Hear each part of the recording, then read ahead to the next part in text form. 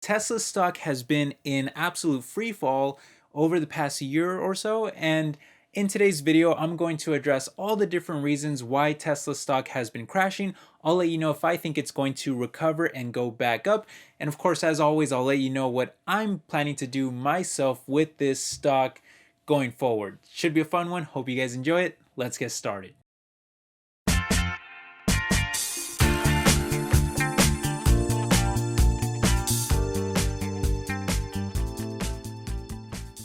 What's up everyone, my name is Ale. Welcome back to my world of stocks. Let's go ahead and start by pulling up the stock chart. Let's talk about why the stock has been crashing so hard in the first place.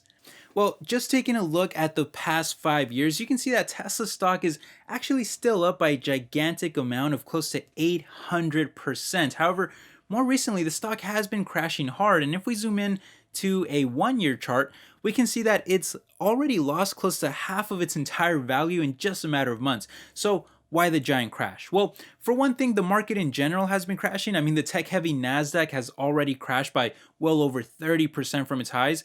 Reason for that is because of the economy, of course. It's a disaster right now with record inflation, rising interest rates, and the prediction of a looming recession by many professional economists. In fact, a recent survey of about 50 US macroeconomic experts by the Financial Times found that over two-thirds of them predict that the US will experience a recession next year, although around 30% of them still think that a recession is not likely.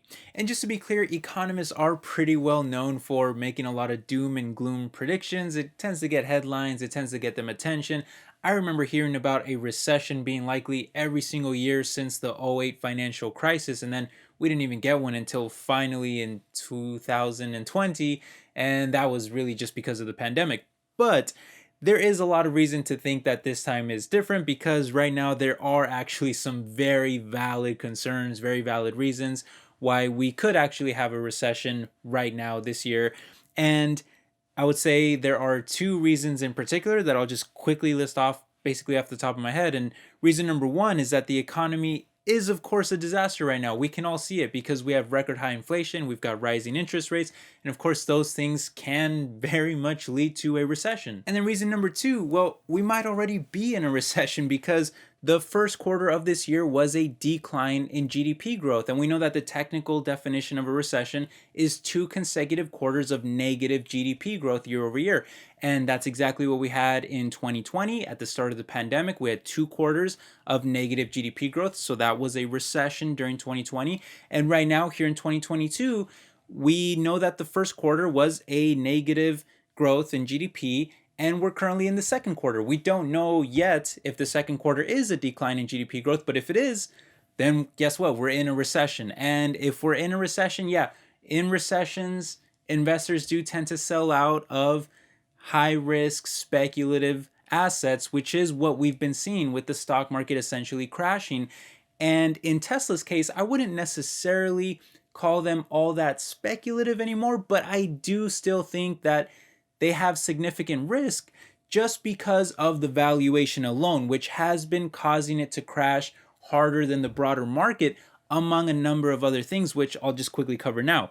In fact, just a few months ago, their forward PE ratio was over 100, their PEG ratio was over 3, and their market cap was gigantic at over $1 trillion. But today, the crash has brought those figures down to much more reasonable levels of a forward PE in the 50s and a PEG ratio of 1.6. But really, I say reasonable levels, but that's still pretty damn expensive when you consider that their market cap is still north of $700 billion, but competitors like Toyota and Ford are much lower at just around 200 billion and less than 50 billion respectively. Yet both of those companies produce at least 3 times more vehicles than Tesla. Toyota even sold more than 8 times more vehicles last quarter. That's more on the stock valuation side of things though, but there's also been some company-specific issues that have been plaguing Tesla for a while and causing investors to panic sell out of it. Last year, for example, Musk was telling investors that the pandemic has caused a number of crazy supply chain issues, with many ports around the country reaching record high backlogs. They had to delay the release of new vehicles because of transportation issues, as well as chip and battery shortages, with both the Roadster and the Cybertruck getting pushed all the way back to 2023, with no new vehicles being announced this year. And speaking of the chip shortages, those have been plaguing the entire industry. And these parts, the reason why they're so significant is because they account for close to half of the entire cost of a vehicle. So they're obviously a huge part of them. So not only did the shortage force Tesla to have to completely halt production a couple times, but they've even shipped out vehicles with missing components like Bluetooth and USB ports because of it, which is pretty crazy when you think about it. And that's definitely not a good thing when you're having to sell your vehicles with missing parts. However, I will just note that that does also illustrate just how much demand there is for Teslas, that customers are even willing to accept vehicles with missing parts just to get their hands on a Tesla. That's pretty crazy. That shows that there's a lot of demand for Teslas, if you ask me, but that's just my opinion. Anyway, that leads me to the second part of this video, which is, will Tesla stock go back up? Well, in my opinion, and as a long-term investor in Tesla, I think that in the short term, there will be continued pressure from the macroeconomy. So I wouldn't be buying a stock like this, or frankly, any other stock in the market, with the idea that they're going to be going up immediately. Here in the short term, there's a lot of economic issues that we're dealing with, and I'm just not sure you can make that kind of prediction. The stock market is crashing a lot already, so maybe things stabilize from here. Maybe the economy is not as bad as we think it is. Maybe the stock market starts to actually recover. That could happen. It could also just continue to crash because the economy might be even worse than we think. In the short term, that's a difficult prediction to make, and that's why I generally stay away from short-term investing, or what I call short-term trading. I generally stay away from that because I think it is safer to invest long-term. It's easier to predict, and I feel that I can get the bigger gains because of those reasons. And so as a long-term investor, I care much less about this short-term volatility and the stock crashing as much as I do about the long-term potential, where I do actually think that Tesla stock will recover. And I do actually think that Tesla stock is attractive right now, even at today's prices, at today's valuation. I think it is attractive if I'm thinking long-term into the future. And that's why I own Tesla stock myself. So I'm just going to quickly give you a few reasons why I think that Tesla stock will recover over the long term. And first of all, I might as well start with that valuation. Yeah, it's high. We shouldn't sugarcoat that for sure. But we should also put it into some context. While Tesla has a larger market cap and PE ratio than most competitors, it also has much higher growth, greater profitability margins, and its PEG ratio has come down to some pretty decent levels. In fact, Ford has been in heavy decline for years, with sales last year still being lower than what they even did all the way back in 2018. But Tesla, on the other hand, has seen explosive growth even through the pandemic and reached a new record high with revenue growth of over 70% last year. In other words, Tesla is literally selling out of every single vehicle they can make. So the problem is not demand like the other automakers are facing, but rather just trying to build as many cars as they can because they all tend to sell out. In fact, not only does Tesla command the #1 and #2 spot in global EV sales by an unbelievably gigantic margin when not including the cheap little Chinese Wuling Mini, but the Tesla Model 3 has even reached the #1 best-selling car in all of Europe on multiple occasions, and that includes gas cars. And it doesn't even stop just in Europe. The Model 3 has even broken into the top 10 best-selling cars in the entire world at the #6 spot, even beating out hugely popular legacy brands like the Honda Civic and the Honda Accord. That's pretty crazy, guys. And by the way, you'll notice that the top vehicle is actually an SUV in the Toyota RAV4 right now, and then the #7 spot and the #8 spot, those are both trucks. But hey, give it some time and you just know that Tesla is going to be gunning for those spots too, with their own SUVs and crossovers, and of course the upcoming Cybertruck.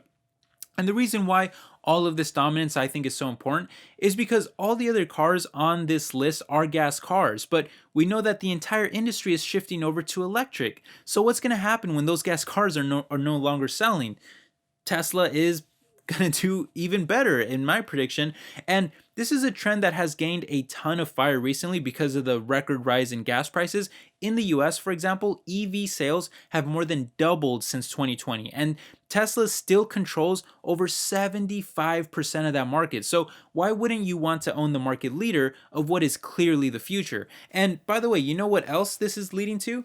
It's leading to amazing margins. Because there is so much demand for Teslas, they're able to command much higher prices on average for their vehicles, and because they don't even use dealerships or pay for any kind of marketing or advertising, their margins are significantly higher than most of their competition. In fact, Tesla's margins of almost 20% are what you would typically only see in insanely more expensive vehicle companies like Ferraris that have much higher price tags, and you can see that on this chart here. Meanwhile, Toyota and Ford are both well below that at around the mid-single digits, so it's not even close.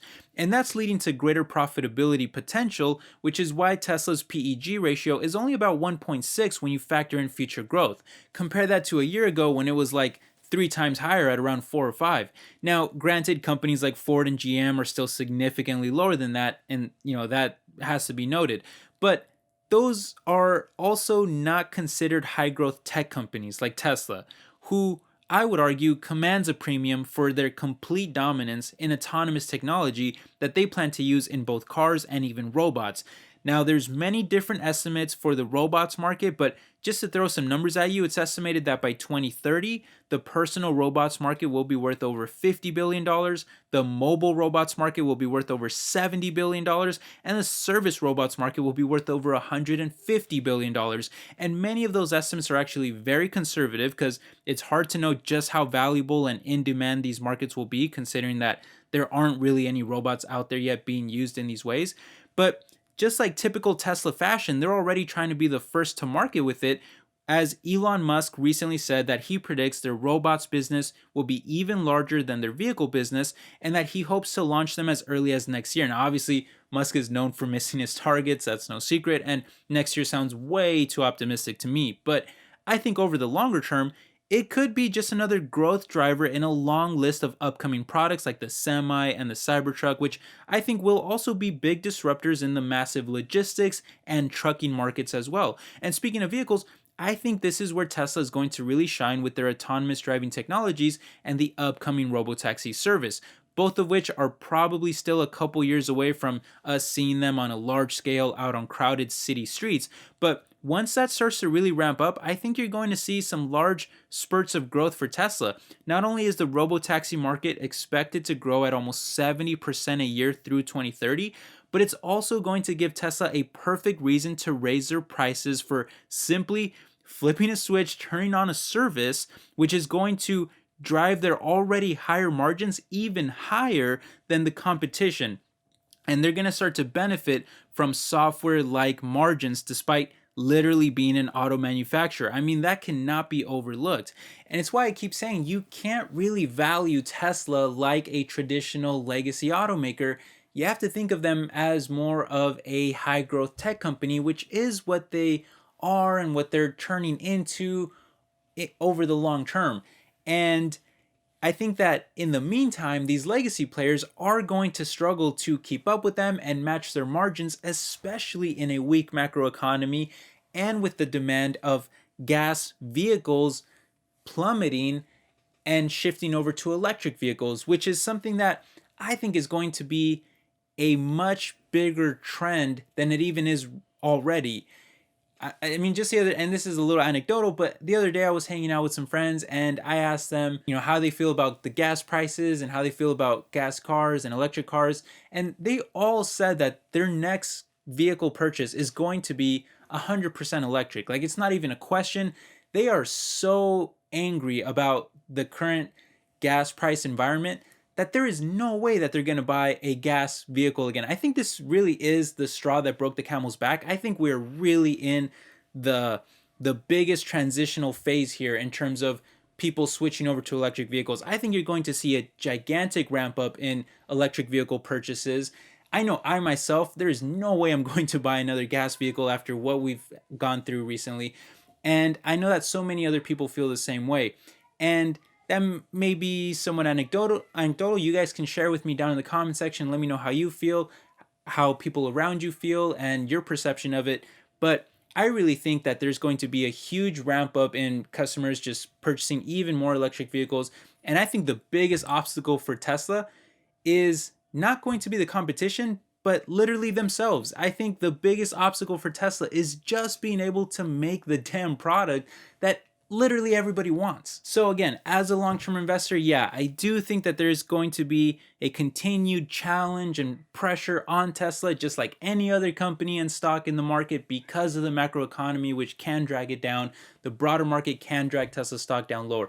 But longer term, I think they will recover. Longer term, I think they will reach new record highs. That's my opinion, of course. Do your own research, make your own decisions, make your own predictions. But that's my prediction if you want to know what it is. And that's why Tesla stock is my second largest in my portfolio. It's already so big in my portfolio that I may or may not be adding more shares, but I will update you guys and let you know if I do decide to buy more.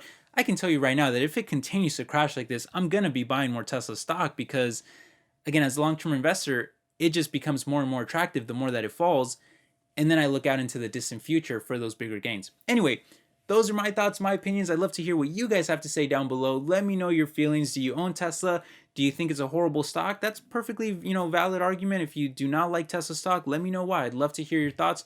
I'll try to respond to as many comments as I can. Thank you for watching. Appreciate all the support, everyone. I hope you're all doing well. Catch you in the next video. Take care. Bye-bye.